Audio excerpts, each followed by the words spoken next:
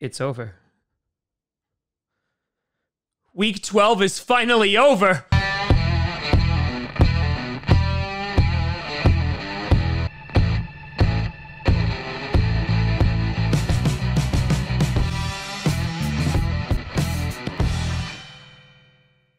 Grossi Posse Packer Nation.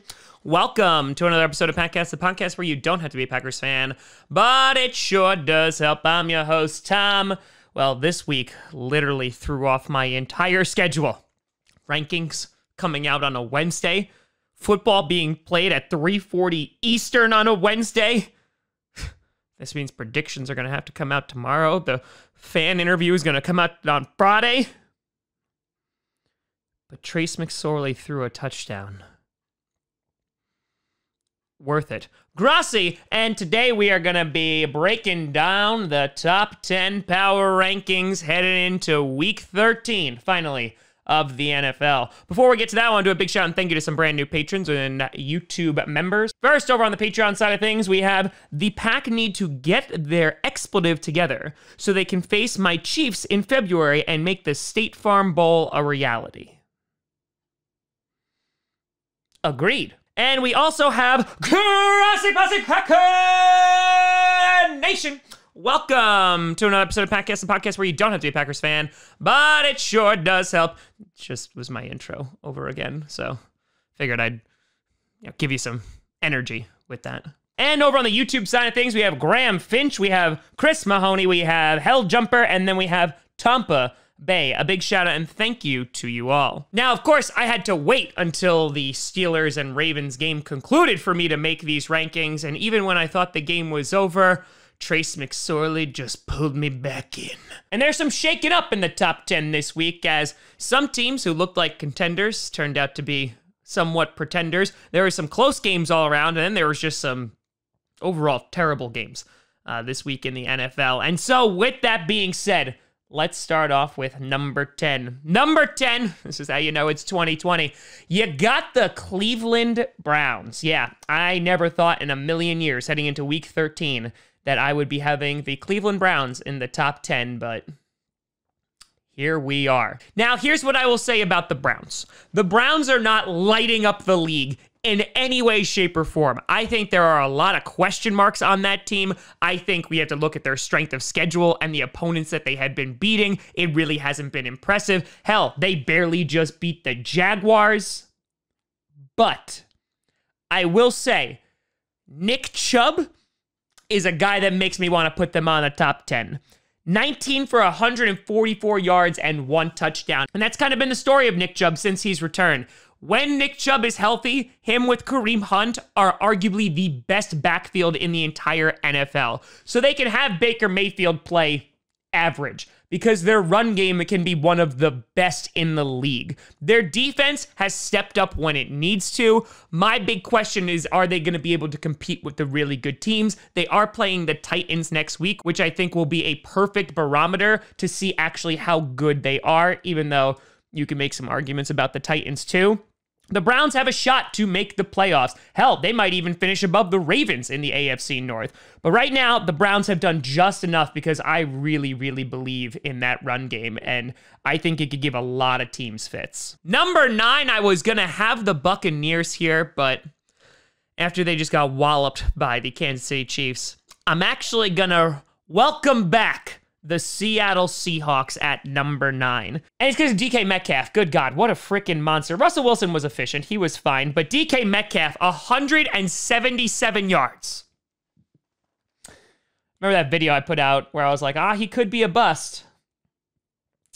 That was a big swing and a miss. Now, I will say that the Seahawks, their play hasn't really been amazing me as of late either. Their offense can still be one of the most potent in the NFL. They're right there still competing for the number 1 seed in the NFC, and they might get it. Considering the rest of their schedule pretty much looks like a cakewalk, there's a good shot they actually get the number 1 seed. We'll be doing a video about that next week.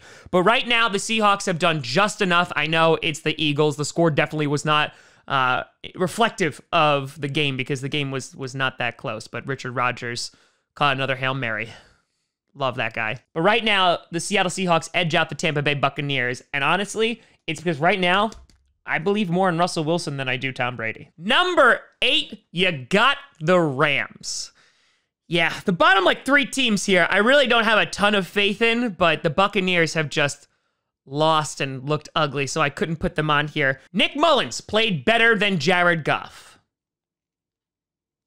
Yep, Jared Goff looked abysmal against the 49ers, throwing 2 interceptions, and the Rams just continue to be the epitome of inconsistency. Now, I will say, Cam Akers, he had a nice day. It was nice to get him going. Too bad I dropped him in fantasy because he's done diddly squat for me this season. And I think the Rams still have enough to get into the playoffs. But honestly, it all depends on which Rams are going to show up. They can go out and they can look really damn good. Their defense can be firing on all cylinders and giving opposing quarterbacks fits. Jared Goff, when the moon is, I don't know, a waning crescent, can actually look pretty darn good. But then there are some days he just looks so bad. The Rams can be one of the most balanced teams in the NFL, especially in the NFC. But it's days like these where I look around and I'm just like, I have no idea anymore. Number 7, the team that I said I ranked too high last week, and I was right. The Indianapolis Colts. The Colts, good. Yeah, that was bad. This is supposed to be a good defense. A good defense. Now, listen, last week against the Green Bay Packers, the Packers put up 28 points on them. And I was like, ooh, but then the Colts, they fired back. They were able to come back. They were able to stop the Green Bay Packers offense and win the game. Here, yeah, no, they didn't really stop the Tennessee Titans. That run defense was terrible. Overall, that defense gave up 35 points in the first half. They could not stop Derrick Henry no matter how hard they tried. Phillip Rivers was fine. As I said before, they really couldn't establish a run at all. And the Colts are another team that they can make the playoffs, but similar to the Rams, they can be very balanced or they could be wildly inconsistent. And either one of these teams, honestly, could go on a run. They could get hot at the very end of the season, win a few games, and oh, look, they're in the Super Bowl. But that's a big if. But luckily for both of these teams, we still got a few weeks left to try and figure out if these teams are actually playoff contenders. Number 6, you got the Tennessee Titans crawling their way back up. And listen, the reason you're on this list is because of 2 things. 1, A.J. Brown. 2, Derrick frickin' Henry. 178 yards and 3 touchdowns. A.J. Brown, 4 for a 98 and a touchdown. He's pretty darn good as well. But Derrick frickin' Henry. This was like the NFC Championship game between the 49ers and the Packers. They're like, oh, we're just going to give the ball to Derrick Henry if that's cool. And the Colts are like, yeah, that's cool. Now, the battle for the AFC South is still going to be a tough one. At the Titans and Colts, they are neck and neck. Obviously, they have split their games. And I think it's going to come down to the very, very end. But I can't bet against Derrick Henry because if that man gets some momentum, it's game over. In other words, I am very concerned for when he plays the Green Bay Packers. Number 5, you got the Buffalo Bills. Chargers, huh? Chargers. Well, it's a good thing that they are completely and totally incompetent on offense, but the Bills, yeah, you really need to start defending those Hail Marys, guys. It's getting a little bit concerning. But then again, if you make it to the Super Bowl, and the Packers make it to the Super Bowl, don't fix your Hail Mary defense. Allen played okay. Singletary 11 for 82. Diggs was held completely and totally in check. They should still win the AFC East. I still have a lot of faith with them. The Dolphins are still trying to find themselves. The combination of the Bills defense and when Josh Allen is playing out of his mind makes them a Super Bowl contender. This is just another team that really needs to just start playing more consistent as we get closer and closer to the playoffs, but I would not doubt if the Buffalo Bills start making a serious run for it. Number 4, back in the top 5, baby. You got the Green Bay Packers, and here's why I'm going to put the Green Bay Packers up at number 4. 2 weeks in a row, we have decimated good defenses. Now, last week we didn't win because we couldn't close out the game, but oh, baby, that pedal, whoo, that was slamming against the metal on Sunday night. Now, listen, I know you're going to come at me and say it's Mitch Trubisky, but I'm going to throw him out the window for a second. I'm talking about that defense. Yes, they were missing Akeem Hicks, but oh man, did Aaron Rodgers carve up that secondary. We got a nice little run game going with Aaron Jones and Jamal Williams, but Aaron Rodgers played out of his mind. 4 frackin' touchdowns. Yeah. I was all about it, and to multiple different targets. The Packers scored 27 points in the first half and did not let up in the third quarter. Rodgers was on the Pat McAfee show a couple weeks ago and was talking about how pivotal the third quarter is because that could make or break games, and oh man, they must have really game planned really, really well here because the Bears defense could not stop them. Aaron Rodgers barely took any hits all night, and that offensive line was incredible. Now, we did lose Corey Linsley, but Elton Jenkins can apparently play every single position on the offensive line, so I'm not too worried. This is what the Packers offense can do when they're fully healthy. So put them up against any defense, and I believe in them. Put their run defense up against a guy like Derrick Henry, I don't really believe in them so much. But I will say, the defense played adequately. They had that big run up to David Montgomery, but other than that, they played pretty darn well. So Packers are in my good graces once again. Not like they really left, though. Number 3, you got the New Orleans Saints. And here's what I'll say. I said it a couple of weeks ago when Drew Brees got hurt. I said it's going to be up to Taysom Hill. Taysom Hill looked pretty good last week. Did not look good this week. Was pretty darn terrible this week. Luckily, they were playing a varsity high school team in the Denver Broncos who were decimated not only by injury, but also COVID and had no quarterbacks and had freaking Hinton back there throwing his first completion in the third quarter. So there really wasn't a whole lot of competition here. Now, their defense has kind of been the highlight in these past few weeks. They've been very, very good. And I know they really weren't playing against a good offense here. But what I really like about this is they established the power running game, and it wasn't even with Kamara. It was with Latavius Murray. The fact that they have two backs that can be so versatile and can be like that thunder and lightning is going to be really, really helpful when they make the playoffs. It looks like they're going to win the NFC South. It looks like they're doing just fine without Drew Brees. They don't have the most difficult schedule left. They are going to have to face the Chiefs, which Drew Brees could be back for. And who knows, that actually might be a Super Bowl preview. Number 2, I'm sorry, you got the Pittsburgh Steelers. You do. I'm sorry. Trace McSorley scored a touchdown on you guys. Like, the rules are the rules. Like, you can't be number 1 if that happens. Trace McSorley can be number 1, but you can't.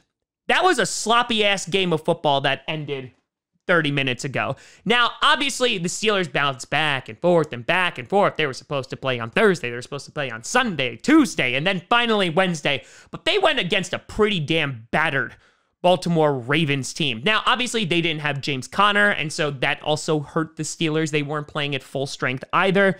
But this game was a lot closer than I thought it was. Their defense held, and they basically didn't allow the Ravens to score except for that beginning part of the game and then near the very end of the game. And thankfully for James Washington, he has amazing hands, and they were able to pull off the W. I will say it's a divisional game. It is the Ravens versus the Steelers, so those are always going to be close. It's always tough to try and predict divisional games. But honestly, for me, the reason why they're at number 2 is simply because the Chiefs played out of their mind, and they rightfully deserve the number 1 spot. And so that being said, number 1 is your Kansas City Chiefs. They took exception to my placement of them last week at number 2. And Patrick Mahomes said, huh, come again? Yeah, don't do that. 462 yards, 3 touchdowns. Tyreek Hill, 13 for 262 yards and 3 touchdowns. Those are Madden numbers. 27-10 in the third quarter. And while I know the score wound up being closer than that, the Buccaneers never really had a chance. The Chiefs had complete and total control. Now, the Chiefs really didn't establish a run game, which makes sense considering, 1, the passing game was working so well, and 2, the Buccaneers are supposed to have a good defense. Didn't really see that on display on Sunday. I thought that this was going to be a really, really close game. I thought this was going to be a really good game. It turned out not to be for 3 quarters. That defense was sneakily good, giving Tom Brady fits as Brady threw 2 interceptions, and the Chiefs continued to look like a powerhouse. I absolutely would love to see the Chiefs and Steelers, and I imagine we're going to see that in the playoffs, and seeing if the Steelers defense can just slow Patrick Mahomes and that offense down. There have been teams that have been able to do it before this season. Obviously, the Raiders were mildly successful in outscoring the Chiefs. I think the weakness on the Chiefs is that defense, so maybe the Steelers could take advantage of it. But boy, oh boy, the Chiefs were impressive this week, and I just have to give them the number 1 spot. But let me know what you think down in the comments below. Do you think any other team should be on here, like the Cardinals? Do you think the Buccaneers should still be on there? Let me know what you think down in the comments below. You can always find me at TomGrossiComedy.com or at TomGrossiComedy, all social media, see down below. Check out Patcast on SoundCloud, iTunes, Google Play Music, Spotify, and of course, YouTube. And a big shout and thank you to all the patrons over at patreon.com/TomGrossiComedy and the YouTube members. But thank you so much for watching. I'm Tom Grossi. And as always, go Pack, go.